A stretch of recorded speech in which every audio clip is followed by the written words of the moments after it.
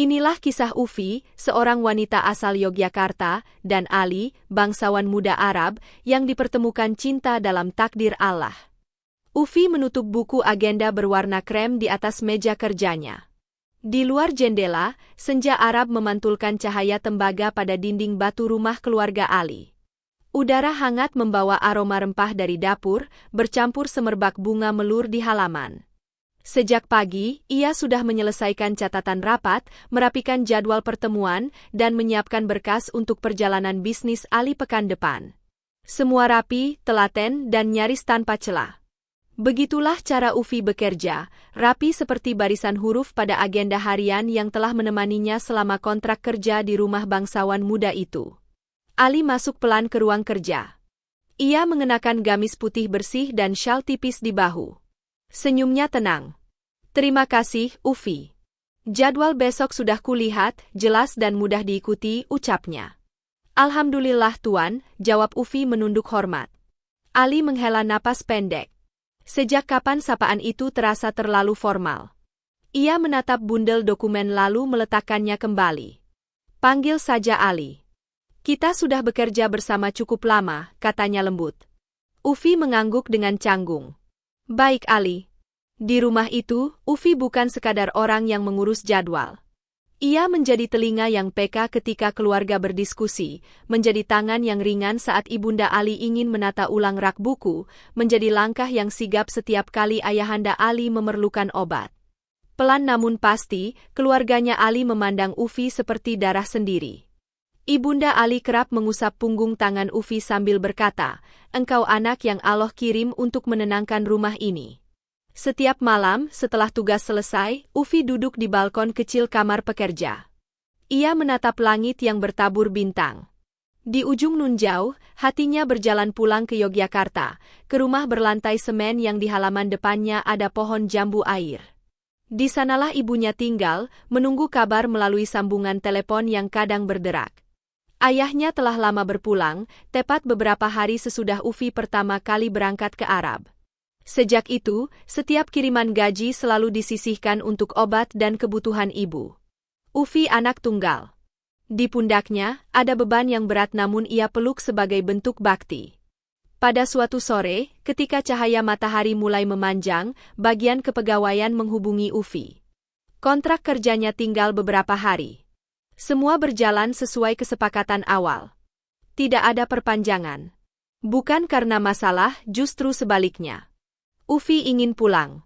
Ibunya belakangan sering sesak dan demam ringan yang datang dan pergi. Hati Ufi menjadi labil di persimpangan yang halus, antara cinta pada pekerjaan yang membesarkannya dan cinta pada rumah tempat ia tumbuh. Malam itu, Ufi menyampaikan keputusan di ruang keluarga. Ali terdiam beberapa detik yang terasa sangat panjang. Kau akan pulang, ujarnya akhirnya. Iya, Ali. Ibu membutuhkan Ufi. Sudah waktunya Ufi kembali, jawabnya lirih. Ibunda Ali menggenggam tangan Ufi. Kalau itu yang terbaik, kami merestui. Doa kami menyertaimu. Sejak pengumuman itu, hari-hari berjalan seperti kereta yang tak mungkin ditahan. Ufi menyusun berkas, menuliskan panduan kerja untuk asisten yang baru, dan merapikan kamar kecilnya. Di bawah bantal, ia menemukan sapu tangan batik lurik yang dibawanya dari Yogyakarta. Motifnya sederhana, bergaris-garis, seperti garis halus pada takdir yang menghubungkan dua dunia. Ia memeluknya sebentar, lalu menyimpannya rapi di tas. Di halaman, Ali berdiri sendirian. Angin malam menggerakkan daun kurma. Sejak Ufi datang, rumah ini tidak hanya teratur, tetapi juga hangat. Ia mengingat cara Ufi menaruh cangkir teh dengan posisi gagang menghadap ke kanan agar mudah diambil. Ia mengingat cara Ufi tertawa kecil saat melihat kucing kecil keluarga menjatuhkan gulungan benang. Detail kecil yang menumbuhkan kebiasaan. Kebiasaan yang, diam-diam, menumbuhkan rindu. Pagi keberangkatan, matahari masih malu saat iring-iringan kendaraan keluarga Ali menuju bandara. Ayahanda dan ibunda Ali ikut serta. Beberapa sepupu menyusul dengan mobil lain. Ufi duduk di belakang bersama ibunda Ali. Telapak tangan mereka saling bertaut, hangat dan menenangkan. Di tol yang panjang, Ufi menatap garis horizon yang berwarna keemasan. Setiap meter terasa seperti berpamitan kepada dinding, kepada meja, kepada halaman, kepada semua yang membentuk kenangan. Di bandara, pelukan menjadi bahasa yang lebih fasih dari kata-kata. Ibunda Ali menahan air mata. Kau gadis yang kuat. Jangan lupa makan. Jangan lupa jaga sholat. Jangan lupa percaya bahwa Allah menyiapkan kebaikan untuk orang yang sabar, bisiknya. Ufi mengangguk. Matanya berair, tetapi senyumnya berusaha tegak. Ali berdiri di hadapan Ufi. Di antara pengumuman keberangkatan dan derap langkah para penumpang, waktu seperti merapatkan jarak mereka. Terima kasih untuk semua yang kau lakukan, kata Ali. Suaranya jernih tetapi ditarik oleh sesuatu yang berat. Ufi menatap mata Ali sekejap, lalu menunduk. Sama-sama. Terima kasih karena selama ini sudah memperlakukan Ufi dengan baik. Jika ada yang kau perlukan setiba di Yogyakarta, kabari. Aku atau keluarga akan membantu, ucap Ali. Ufi menahan napas, menyimpan gelombang kata yang ingin pecah. Ia ingin mengatakan bahwa setiap doa yang ia panjatkan selalu berisi nama-nama orang rumah itu. Ia ingin mengatakan bahwa ada kekaguman yang ia rawat sempurna agar tidak menodai kehormatannya. Namun ia memilih diam. Diam yang paling sopan bagi hati yang bekerja sebagai asisten. Panggilan terakhir untuk penumpang tujuan Jakarta terdengar. Ufi memeluk Ibunda Ali, menyalami ayahanda, dan menatap Ali sekali lagi. Ada sesuatu dalam tatapan itu, bukan sekadar terima kasih. Seperti garis tipis yang menghubungkan dua peta, belum jelas arahnya, tapi ada. Sangat ada.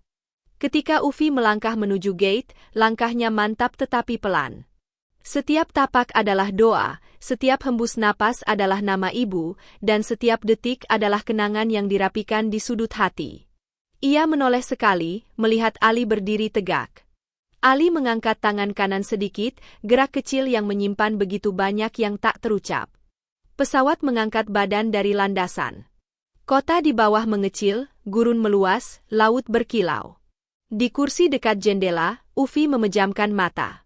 Ia membayangkan Yogyakarta yang hangat, jalan kampung yang ia hafal di luar kepala, aroma hujan yang menumbuhkan pelupuk. Ia berbisik pelan, "Ya Allah, jaga ibu sampai aku pulang." Di rumah, setelah iring-iringan keluarga kembali, malam turun dengan hening yang berbeda. Ali berdiri di depan rak buku. Di antara tumpukan agenda kerja, ia melihat sehelai pita kecil terselip. Warnanya biru muda. Ufi kerap memakainya untuk mengikat buku agar tidak tergelincir. Ali mengangkat pita itu, memegangnya seperti memegang memori yang rapuh. Ia menutup mata. Ada ruang di rumah yang tiba-tiba kosong. Ada ruang di dada yang tiba-tiba sunyi. Ia tidak menamai perasaan itu. Ia hanya tahu, mulai malam ini, ia mengerti arti kehilangan. Ufi tiba di Yogyakarta saat senja merunduk. Udara lembab menyapa, menempel di kulit seperti salam dari kampung halaman. Ia memeluk ibunya lama, sangat lama, seakan ingin menukar napas, agar separuh sehat ibunya berpindah ke tubuhnya. Rumah itu sederhana, tetapi segala yang sederhana itulah yang membuat dunia terasa cukup. Malam pertama di rumah, Ufi duduk di depan jendela, memandang cahaya lampu tetangga yang bergerak lembut di sela pepohonan. Ia menulis di agenda kremnya. Hari ini pulang. Ibu terlihat lemah tetapi tegar. Rindu pada rumah di Arab datang seperti angin, singgah lalu pergi. Rindu pada Ali datang seperti doa, tidak bersuara namun memenuhi ruang. Ufi menutup buku, memeluknya, lalu berbaring. Di luar, jangkrik bersenandung. Di dalam, ada rahasia yang disimpan rapat, menunggu giliran untuk diucapkan pada hari yang tepat. Di kejauhan, di rumah yang pernah ramai oleh langkah Ufi, Ali berdiri di halaman memandang langit. Malam yang sama, bintang yang sama, dan mungkin doa yang sama. Ia tidak tahu mengapa udara terasa berbeda sejak sore. Ia hanya tahu, ada sebuah keputusan yang sedang tumbuh seperti tunas di dadanya. Pelan, pasti, berakar. Pagi di Yogyakarta begitu berbeda dengan pagi-pagi di Arab. Ufi terbangun oleh suara ayam jantan dan denting panci tetangga yang sibuk menyiapkan dagangan. Udara lembab bercampur aroma tanah basah setelah hujan malam tadi. Ia menatap wajah ibunya yang masih tertidur di ranjang bambu, wajah yang pucat namun tetap memancarkan ketegaran. Hari-hari Ufi kini diisi dengan merawat sang ibu, memasak makanan sederhana, dan kadang menerima pekerjaan kecil sebagai penerjemah online. Kehidupan terasa tenang, namun di balik ketenangan itu, ada sesuatu yang sering menghampiri tanpa diundang, bayangan Ali. Senyum hangatnya, suaranya yang tenang saat memberi arahan, bahkan cara ia menatap ketika Ufi pamit di bandara, semuanya masih membekas jelas. Suatu malam, saat menyiapkan obat untuk ibunya, Ufi bercerita pelan, "Bu, rasanya seperti ada yang hilang setelah pulang. Bukan hanya rumah itu, tapi orang-orang di sana. Mereka sudah seperti keluarga." Ibunya tersenyum tipis, menepuk tangan putrinya, "Nak, kalau memang sudah merasa seperti keluarga, doakan saja yang terbaik. Kalau Allah menulis jalan itu untukmu, pasti akan datang dengan cara yang indah." Sementara itu, ribuan kilometer jauhnya, di rumah keluarga bangsawan itu, Ali juga tidak bisa menipu dirinya. Sejak kepergian Ufi, suasana rumah berubah. Meski pekerjaan tetap berjalan, ada kehampaan yang sulit ia pahami. Setiap kali ia melangkah melewati ruang kerja, ia teringat rapi dan telitinya catatan yang pernah dibuat Ufi. Setiap kali ibunya duduk di ruang keluarga, ia mendengar ibunya bergumam, "Kalau ada Ufi, pasti semua ini lebih tertata." Malam itu, Ali duduk di kamar pribadinya. Tangannya menggenggam pita biru muda yang pernah ditinggalkan Ufi. Hatinya berperang. Ia seorang bangsawan, pewaris keluarga besar, tetapi mengapa hatinya terikat pada seorang gadis sederhana asal Indonesia? Namun semakin ia mencoba menolak, semakin besar kerinduan itu tumbuh. Akhirnya, Ali memberanikan diri bicara pada kedua orang tuanya. "Ayah, Ibu, ada yang ingin aku sampaikan." Ayahnya menatap tenang, "Apa itu, Ali?" "Aku ingin ke Indonesia. Aku ingin menemui Ufi." Ibunya tersenyum penuh arti, "Kami sudah melihat caramu memandangnya, Nak. Tidak ada salahnya jika kau mengikuti hatimu. Jika niatmu tulus, Allah akan merestui." Beberapa minggu kemudian, Ali benar-benar bersiap. Tiket penerbangan menuju Indonesia sudah di tangannya. Ia hanya membawa beberapa barang pribadi, namun membawa hati yang penuh tekad. Baginya, perjalanan ini bukan sekadar menyeberangi benua, melainkan menjemput sesuatu yang mungkin selama ini ia abaikan, cinta sejati. Di sisi lain, Ufi tengah sibuk merawat ibunya yang kondisinya makin rapuh. Ia tidak pernah tahu bahwa takdir sedang menuntun langkah Ali mendekatinya. Langit Yogyakarta sore itu berwarna oranye kemerahan, seakan memberi isyarat bahwa sebuah babak baru sedang menanti. Pesawat yang ditumpangi Ali mendarat di Bandara Adi Sucipto, Yogyakarta pada pagi yang teduh. Angin lembab menyambut, berbeda dengan udara kering tanah Arab. Ali berdiri dengan pakaian sederhana, tidak ingin menonjol sebagai bangsawan. Ia hanya membawa koper kecil dan sebuah tekad yang membara.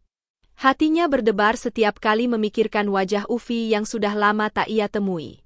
Sementara itu, di rumah sederhana di sudut kampung Yogyakarta, Ufi baru saja selesai menyuapi ibunya sarapan bubur. Wajah ibunya tampak pucat, nafasnya tersengal. Ufi berusaha tegar, meski rasa khawatir menekan dadanya. Ia tak pernah menduga, pada hari yang sama, seseorang dari masa lalu sedang menyeberangi lautan untuk menemuinya. Beberapa jam kemudian, sebuah mobil berhenti di depan rumah Ufi. Seorang pria berwajah teduh turun dari kendaraan, langkahnya mantap namun matanya memendam rindu. Tetangga sekitar berbisik-bisik, heran melihat penampilan Ali yang asing di mata mereka. Ufi yang sedang menjemur pakaian di halaman menoleh. Matanya membelalak. Dadanya seakan berhenti berdetak. "Ali?" bisiknya lirih. Ali mendekat, menatap Ufi penuh haru. "Ufi, akhirnya aku bisa melihatmu lagi." Suasana hening, hanya suara burung dan desir angin yang menjadi saksi pertemuan itu. Ufi hampir tak percaya bahwa pria yang selama ini hanya hadir dalam doa dan ingatan, kini berdiri nyata di depannya. Namun kebahagiaan itu hanya bertahan sebentar. Saat Ali hendak masuk rumah untuk menyapa ibunda Ufi, terdengar suara batuk keras dari dalam. Ufi segera berlari, Ali mengikutinya. Mereka menemukan sang ibu tergeletak lemah di ranjang. Nafasnya semakin pendek, wajahnya pucat pasi. Ibu, bertahan Bu, Ufi memeluk tubuh ibunya yang kian dingin. Air mata mengalir deras di pipinya. Ali berdiri di sisi ranjang, matanya ikut basah. Ia tak sanggup melihat Ufi menanggung kesedihan sebesar itu. Ia memegang bahu Ufi, memberi kekuatan. Beberapa menit yang mencekam itu terasa seperti keabadian. Hingga akhirnya, dengan senyum tipis dan suara nyaris tak terdengar, sang ibu berbisik, "Ufi, jadilah wanita kuat. Allah bersamamu." Lalu, helaan nafas terakhir pun keluar. Tubuhnya terkulai. Tangis Ufi pecah, mengguncang ruangan sederhana itu. Ia meratap di pelukan ibunya yang kini telah tiada. Ali pun menundukkan kepala, membaca doa dalam hati. Hari itu, rumah Ufi dipenuhi duka. Tetangga berdatangan, suara takbir dan doa bergema. Di antara semua itu, Ali tetap berada di sisi Ufi. Ia tidak meninggalkannya barang satu langkah pun. Saat Ufi jatuh lemas, Ali menggenggam tangannya erat. Dalam hatinya, Ali bersumpah, "Aku tidak akan membiarkanmu sendiri lagi, Ufi. Mulai hari ini, aku akan menjadi keluargamu." Di tengah tangis dan doa, benih cinta yang dulu dipendam kini tumbuh semakin kuat. Takdir mulai mempertemukan keduanya dalam jalan yang penuh luka, namun juga penuh harapan baru. Beberapa minggu telah berlalu sejak kepergian Ibunda Ufi. Rumah sederhana itu kini terasa sepi, meski doa dan kenangan masih hangat di setiap sudutnya. Ufi sering termenung di serambi, menatap jalan kecil di depan rumah yang dipenuhi dedaunan jatuh. Rasa kehilangan begitu besar, seakan separuh dirinya ikut pergi bersama sang ibu. Namun dalam kesunyian itu, ada sosok yang setia mendampingi. Ali. Ia tidak kembali ke Arab setelah pemakaman. Setiap hari, ia berada di sisi Ufi, membantu mengurus kebutuhan, menemani di saat duka, dan bahkan turun tangan menyiapkan makanan sederhana untuk para tetangga yang datang takziah. Sikapnya membuat keluarga besar Ufi kagum. Malam itu, keluarga dari pihak ayah Ufi berkumpul. Beberapa paman dan bibi hadir untuk memastikan Ufi baik-baik saja. Ali ikut duduk bersama, mengenakan pakaian sederhana, wajahnya penuh hormat. Setelah suasana hening beberapa saat, Ali menarik napas dalam-dalam, lalu berbicara dengan suara tenang namun tegas. "Paman bibi, izinkan saya bicara. Saya datang ke sini bukan hanya karena ingin menemani Ufi.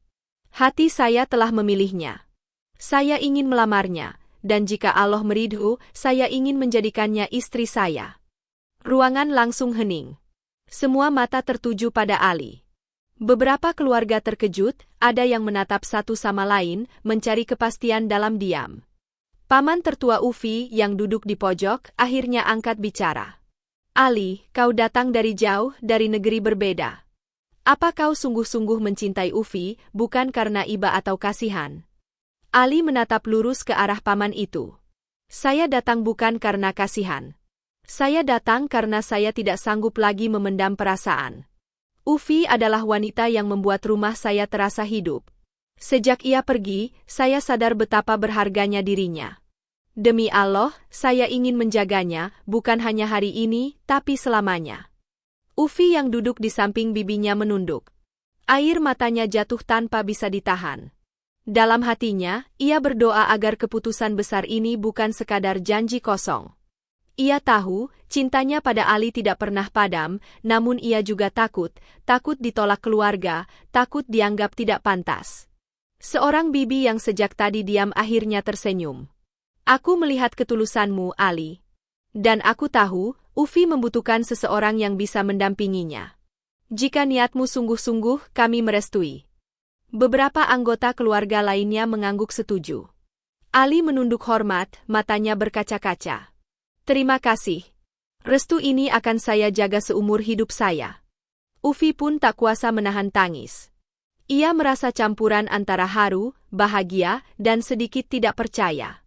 Setelah semua kehilangan yang ia alami, Allah menghadirkan pengganti. Sosok yang sejak lama diam-diam ia kagumi, kini datang dengan niat suci untuk menjemputnya. Malam itu, lamaran Ali bukan hanya mengetuk pintu rumah keluarga Ufi, tapi juga pintu hati yang selama ini terkunci oleh duka. Beberapa bulan setelah lamaran itu, rumah sederhana peninggalan orang tua Ufi ramai dengan persiapan. Keluarga besar bergotong royong membersihkan halaman, menata kursi, dan memasang janur kuning di depan rumah. Tidak ada kemewahan, namun suasananya hangat dan syarat doa. Hari itu, Ufi mengenakan kebaya putih sederhana dengan riasan lembut. Wajahnya ayu, namun ada rona gugup yang tidak bisa ia sembunyikan. Di kamarnya, ia memandangi foto almarhum ayah dan ibunya. "Ayah, ibu, doakan anakmu. Hari ini Ufi menikah, semoga kalian bahagia melihat dari sana," bisiknya sambil menahan air mata. Di ruang tamu, Ali duduk dengan pakaian khas Arab yang rapi, lengkap dengan sorban putih. Wajahnya tenang, namun hatinya bergetar. Di sampingnya, duduk ayah dan ibunya yang baru saja tiba dari Arab. Mereka datang dengan wajah penuh haru, merasa bangga menyaksikan anak mereka menikahi wanita yang sudah mereka anggap sebagai putri sendiri. Prosesi akad nikah berlangsung hikmat. Suara penghulu bergetar, dan ketika Ali mengucapkan ijab kabul dengan lantang, seisi ruangan meneteskan air mata bahagia. Dengan satu kalimat sakral itu, Ufi resmi menjadi istrinya. Ufi menunduk malu saat Ali menyalaminya setelah sah menjadi suami istri. Ali meraih tangannya, mengecupnya penuh hormat.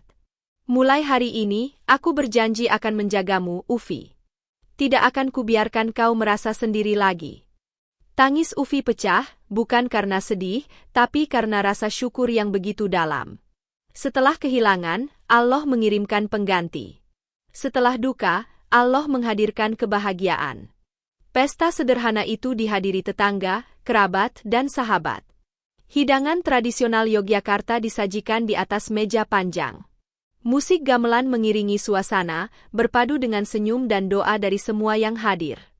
Orang tua Ali pun tampak larut dalam kebahagiaan. Ibunda Ali bahkan memeluk Ufi erat, seakan benar-benar menyambutnya sebagai putri kandung. Malam harinya, setelah semua tamu pulang, Ufi duduk di serambi rumah. Ali datang membawa 2 cangkir teh hangat. Mereka duduk berdampingan, menatap langit malam yang bertabur bintang. "Rasanya seperti mimpi, Ali," ucap Ufi pelan. Ali menoleh, tersenyum lembut. "Bukan mimpi, Ufi. Ini takdir yang Allah tulis untuk kita." Ufi menunduk, air mata bahagia menetes. "Semoga aku bisa menjadi istri yang baik untukmu." "Kau sudah lebih dari itu," jawab Ali mantap. Malam itu, doa dan bintang menjadi saksi janji dua hati yang akhirnya dipersatukan.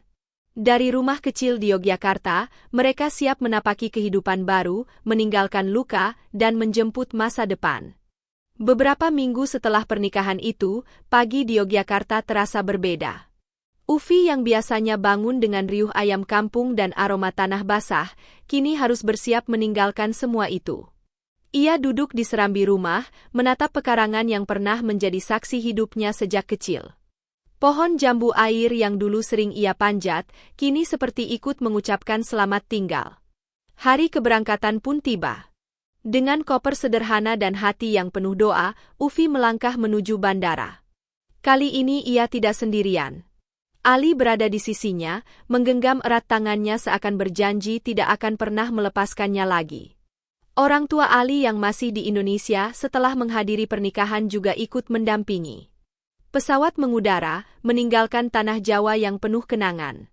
Ufi memejamkan mata, membisikkan doa, "Ya Allah, berikanlah aku kekuatan di tempat baru. Jadikanlah aku istri yang mampu membahagiakan suamiku." Setibanya di Arab, keluarga besar Ali menyambut dengan hangat. Meski berbeda budaya dan bahasa, Ufi merasa diterima sepenuhnya. Ibunda Ali memeluknya erat, "Selamat datang di rumahmu sendiri, Ufi." Kata-kata itu membuat hatinya luluh. Hari-hari awal pernikahan di negeri asing bukan tanpa tantangan. Ufi harus menyesuaikan diri dengan adat baru, bahasa yang masih terasa asing di telinganya, dan tanggung jawab sebagai istri seorang bangsawan muda. Namun, Ali selalu ada untuk menuntun. Ia dengan sabar mengajarkan bahasa, memperkenalkan kebiasaan keluarga, dan selalu memastikan Ufi tidak merasa terasing. "Jangan takut, Ufi," kata Ali suatu malam saat mereka duduk di balkon rumah besar itu. "Kau tidak perlu menjadi orang lain. Cukup jadi dirimu sendiri. Karena itulah yang membuatku jatuh cinta. Ufi menatap langit yang dipenuhi bintang, sama seperti bintang yang dulu ia pandangi dari balkon kecil di Yogyakarta. Kini bintang itu terasa lebih dekat, seakan ikut menyaksikan kisah cintanya yang baru saja dimulai. Waktu berjalan dan perlahan, Ufi benar-benar menjadi bagian keluarga bangsawan itu. Para pelayan menghormatinya, tetangga memandangnya dengan penuh kagum, dan orang tua Ali bangga melihat anak menantunya yang sederhana, sopan, dan penuh kasih. Namun, di balik semua kebahagiaan itu, Ufi sering teringat pada rumah kecil di kampung.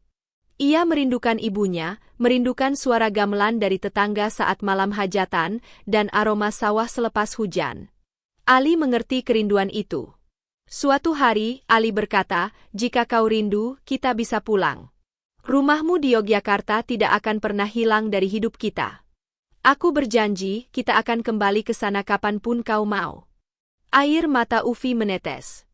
Ia merasa doanya benar-benar dikabulkan Allah. Dari gadis sederhana yang dahulu hanya asisten pribadi, kini ia menjadi istri sah seorang bangsawan yang mencintainya dengan tulus. Hidup baru mereka dimulai. Hidup yang mungkin tidak mudah, tapi dipenuhi cinta, doa, dan restu dari keluarga.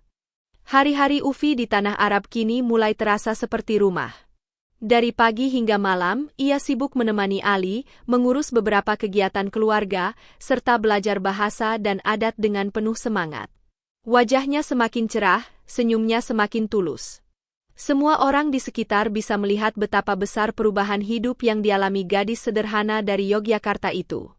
Namun di balik kesibukan, ada malam-malam sunyi yang membuat Ufi merenung. Duduk di balkon rumah besar keluarga Ali, ia memandang bintang-bintang. Angin gurun menyapu wajahnya, mengingatkannya pada masa-masa ketika ia hanyalah seorang asisten pribadi yang tidak berani bermimpi terlalu tinggi. Kini, ia duduk di kursi yang sama dengan seorang istri bangsawan, dikelilingi cinta dan doa.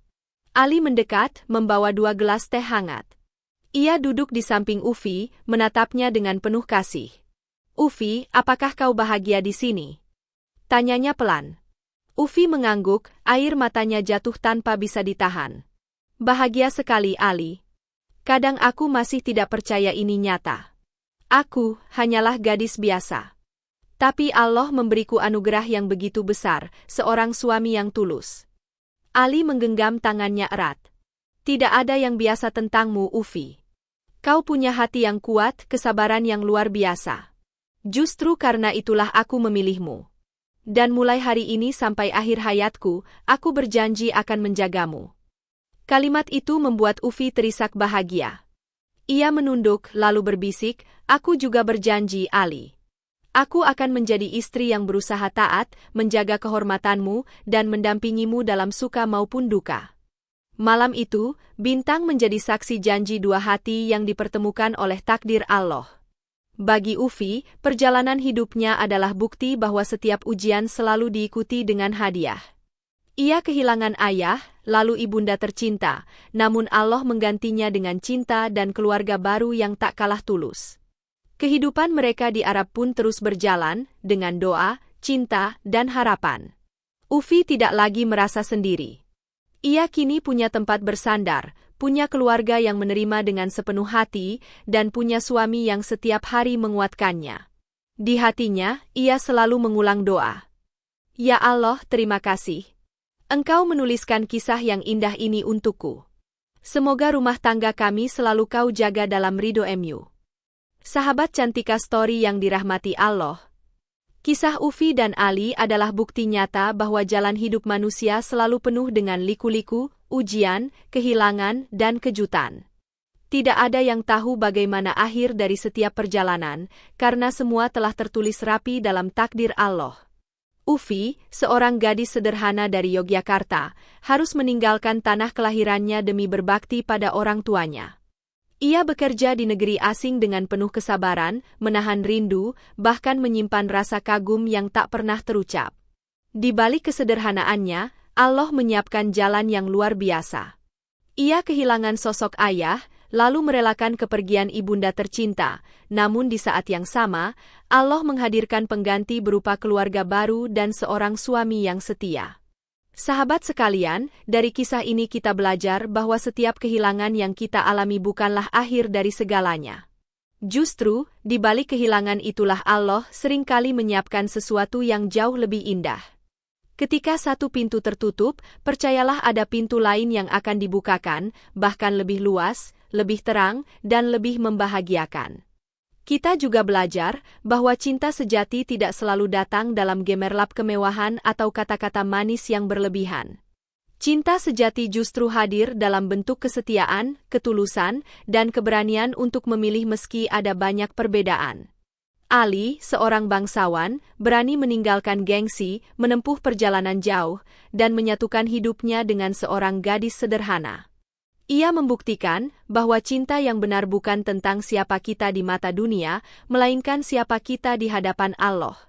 Sahabat semua, jadilah seperti Ufi yang sabar, tulus, dan berbakti pada orang tua. Karena doa dan restu orang tua adalah kunci yang membuka jalan keberkahan. Jadilah juga seperti Ali yang berani mengikuti suara hati, namun tetap menjaga adab dan meminta restu orang tua. Sebab restu mereka adalah cahaya yang menuntun langkah menuju kebahagiaan. Kisah ini juga mengajarkan kita untuk tidak pernah meremehkan doa. Doa Ufi untuk kesehatan ibunya, doa Ali untuk mendapatkan kekuatan hati, semua terkabul dengan cara yang indah. Doa adalah senjata paling kuat seorang hamba, meski seringkali kita tidak menyadari kapan Allah akan mengabulkannya. Maka, sahabat Cantika Story, bila hari ini kita sedang berada dalam kesedihan, jangan berputus asa. Bila hari ini kita kehilangan, jangan berhenti berharap. Yakinlah, Allah selalu punya rencana yang jauh lebih baik daripada yang kita bayangkan. Setiap air mata akan berganti dengan senyuman, setiap luka akan diganti dengan bahagia, dan setiap doa yang kita panjatkan akan berbuah manis pada waktunya. Semoga kisah ini menjadi pengingat bagi kita semua, bahwa cinta sejati bukan hanya soal perasaan, tapi juga tentang pengorbanan, doa, restu orang tua, dan ridho Allah. Mari kita tutup kisah ini dengan doa terbaik. Ya Allah, jadikanlah hati kami hati yang sabar. Jadikanlah rumah tangga kami rumah tangga yang penuh cinta dan ridho MU. Satukanlah kami dengan orang-orang yang kami cintai dalam kebaikan, dan lindungilah kami dari segala hal yang bisa menjauhkan kami dari MU. Sahabat Cantika Story, terima kasih sudah menyimak kisah ini sampai akhir. Jangan lupa bersyalawat kepada junjungan kita, Nabi Muhammad Shallallahu Alaihi Wasallam, semoga kita semua mendapat syafaat beliau di hari akhir. Sampai jumpa di kisah penuh hikmah berikutnya. Wassalamualaikum warahmatullahi wabarakatuh.